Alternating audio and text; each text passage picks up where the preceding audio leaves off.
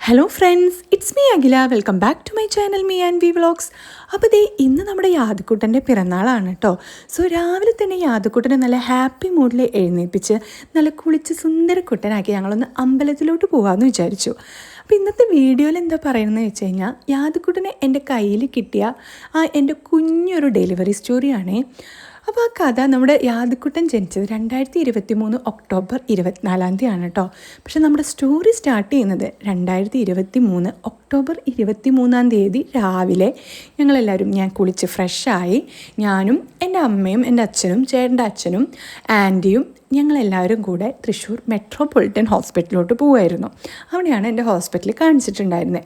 അപ്പോൾ രാവിലെ തന്നെ അവിടെ പോയി അവിടെ അഡ്മിഷനും കാര്യങ്ങളൊക്കെ എടുത്ത് പേയ്മെൻറ്റും കാര്യങ്ങളൊക്കെ ചെയ്ത് നമ്മളങ്ങനെ റൂമിലോട്ട് ഷിഫ്റ്റ് ചെയ്തു കേട്ടോ. റൂമിൽ പോയി സാധനങ്ങളൊക്കെ അവിടെ വെച്ച ശേഷം ബ്രേക്ക്ഫാസ്റ്റൊക്കെ നമ്മൾ ഓൾറെഡി കഴിച്ചിട്ടായിരുന്നു വന്നിട്ടുണ്ടായിരുന്നത്. കുറച്ച് നേരം അങ്ങോട്ടും ഇങ്ങോട്ടൊക്കെ ഞാൻ നടന്നിട്ടുണ്ടായിരുന്നു കേട്ടോ.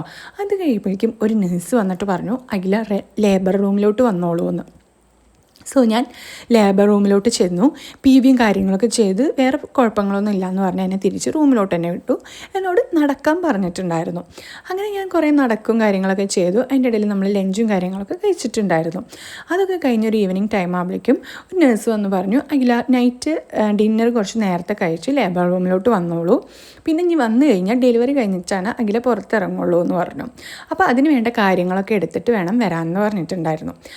അപ്പോൾ അവിടെ അച്ഛൻ പറഞ്ഞു, എന്ന് വെച്ചാൽ ചേട്ടൻ്റെ അച്ഛൻ പറഞ്ഞു, എന്നാൽ അഖി പോകുമ്പോഴേക്കും നമുക്ക് ഫുഡ് കഴിച്ചിട്ട് വരാമെന്ന് പറഞ്ഞ് എനിക്കുള്ള ഫുഡ് അവിടെ ഓൾറെഡി വന്ന് ഞാൻ ഫുഡൊക്കെ കഴിച്ചിട്ടുണ്ടായിരുന്നു. അതിനുശേഷം അച്ഛനും അമ്മയും ആൻറ്റിയും അവരെല്ലാവരും കൂടെ ഫുഡ് കഴിക്കാൻ തൊട്ട് താഴെയുള്ള ക്യാൻറ്റീനിലോട്ട് പോയി കേട്ടോ.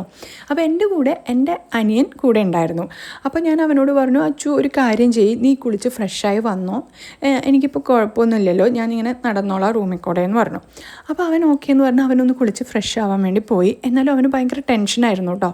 തൊട്ട് താഴെ അവർ പോയെങ്കിലും റൂമിൽ ഞാൻ ഒറ്റയ്ക്കാണല്ലോ. അപ്പോൾ അവൻ ആ ഒരു ടെൻഷൻ, അവൻ ബാത്റൂമിൻ്റെ ഉള്ളിൽ നിന്ന് ഇങ്ങനെ എന്നോട് സംസാരിച്ചുകൊണ്ടേ ഇരിക്കുകയായിരുന്നു. ചേച്ചി ഓക്കെ അല്ലേ എന്തെങ്കിലും ഉണ്ടെങ്കിൽ എന്നോട് പറയണമെന്ന്. അങ്ങനെ അത് പറഞ്ഞ് ഞങ്ങളിങ്ങനെ സംസാരിച്ച് ഞാനിങ്ങനെ നടന്നുകൊണ്ടേ ഇരിക്കുന്നുണ്ടായിരുന്നു. ആ ടൈമിൽ എനിക്ക് പെട്ടെന്ന് ബ്ലീഡിങ് ആയി കേട്ടോ. എന്ന് വെച്ചാൽ നടക്കുന്ന അതേനെ ഇങ്ങനെ ബ്ലീഡിങ് വന്നു തുടങ്ങി. അപ്പോൾ ഞാൻ അച്ഛനോട് പറഞ്ഞു, അച്ചു ഒന്ന് പെട്ടെന്ന് ഇറങ്ങോ നീയെ, അച്ചു ഒന്ന് പെട്ടെന്ന് ഇറങ്ങുമെന്ന് പറഞ്ഞു.